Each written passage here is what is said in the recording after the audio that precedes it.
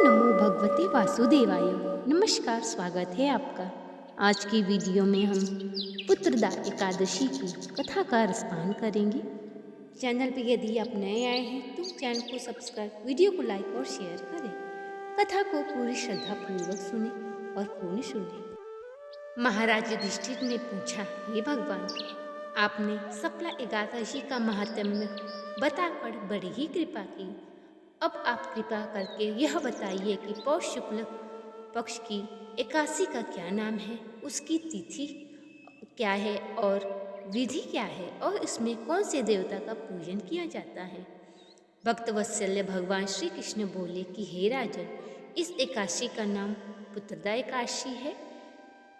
इसमें नारायण भगवान की पूजा की जाती है।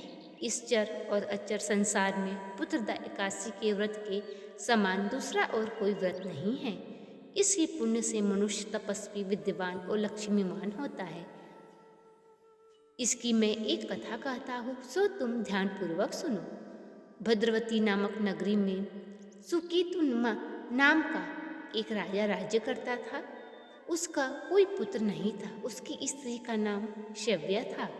वह निपुत्र होने के कारण सदैव चिंतित रहता था।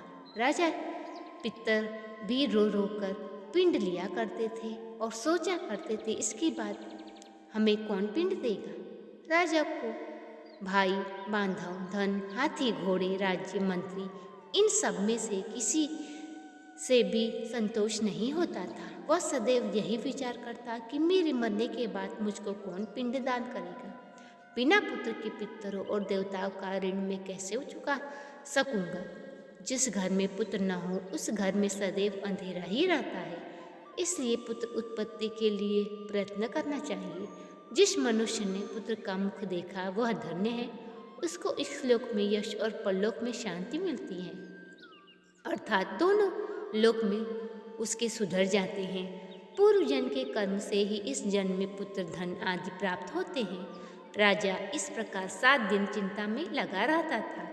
एक समय तो राजा ने अपने शरीर को त्याग देने का निश्चय किया, परंतु आत्मघात को महान पाप समझकर उसने ऐसा नहीं किया।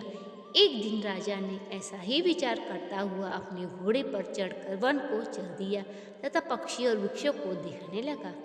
उसने देखा कि वन में मृग, व्याघ्र, सूअर, सिंह, बंदर, सर्प आदि सब भ्रमण कर रहे हैं। हाथी अपने बच्चों और हथनियों के बीच घूम रहा है। इस वन में कहीं तो गीदड़ अपने कर्कश स्वर में बोल रहे हैं, कहीं उल्लू ध्वनि कर रहे हैं, और वन के दृश्यों को देखकर राजा सोच विचार में लग गया। इसी प्रकार आधा दिन बीत गया। वह सोचने लगा कि मैंने कई यज्ञ, ब्राह्मणों को स्वादिष्ट भोजन से तृप्त किया, फिर भी मुझको दुख ही प्राप्त हुआ। क्यों? राजा प्यास के मारे अत्यंत दुखी हो गया और पानी की तलाश में इधर उधर भटकने लगा। थोड़ी दूर पर राजा ने एक सरोवर देखा। उस सरोवर में कमल खिले थे तथा सारस, हंस, मगरमच्छ आदि विहर रहे थे। उस सरोवर के चारों तरफ मुनियों के आश्रम बने हुए थे। उसी समय राजा ने दाहिने अंग फड़कने लगे। राजा शुभ सुख संकेत समझकर घोड़े से उतरकर मुनियों को दंडवत प्रणाम करके बैठ गया। राजा को देखकर मुनियों ने कहा कि हे राजन, हमें तुमसे अत्यंत ही प्रसन्न है। तुम्हारी क्या इच्छा है सो कहो। राजा ने पूछा, महाराज आप कौन हैं और किस लिए यहाँ आए हैं, कृपा करके बताइए। मुनि कहने लगे कि हे राजन, आज संतान देने वाली पुत्रदा एकादशी है। हम लोग विश्वदेव हैं और इस सरोवर में स्नान करने के लिए आए हैं। यह सुनकर राजा कहने लगा कि महाराज, मेरे भी कोई संतान नहीं है। यदि आप मुझ पर प्रसन्न हैं तो एक पुत्र का वरदान दीजिए। मुनि बोले, हे राजन, आज पुत्रदा एकादशी है। आप अवश्य ही इसका व्रत करें। भगवान की कृपा से अवश्य ही आपके घर में पुत्र होगा।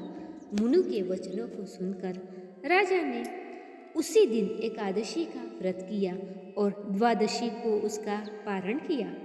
इसके पश्चात मुनियों को प्रणाम करके महल में वापस आ गया। कुछ समय बीतने के बाद रानी ने गर्भ धारण किया और 9वें महीने के पश्चात उनको एक पुत्र हुआ। वह राजकुमार अत्यंत ही शूरवीर, यशस्वी और प्रजापालक हुआ। श्री कृष्ण बोले, हे राजन, पुत्र की प्राप्ति के लिए पुत्रदा एकादशी का व्रत करना चाहिए। जो मनुष्य इस महात्म्य को पढ़ता है, सुनता है, हुंकार भरता है, उसे अंत में स्वर्ग की प्राप्ति होती है। तो ये थी आज की पुत्रदा एकादशी की कथा। वीडियो पसंद आया हो तो चैनल को सब्सक्राइब, वीडियो को लाइक और शेयर करें। कमेंट बॉक्स में भगवान विष्णु का जयकारा अवश्य लगाएं। मिलते हैं अगले वीडियो में, तब तक के लिए नमस्कार।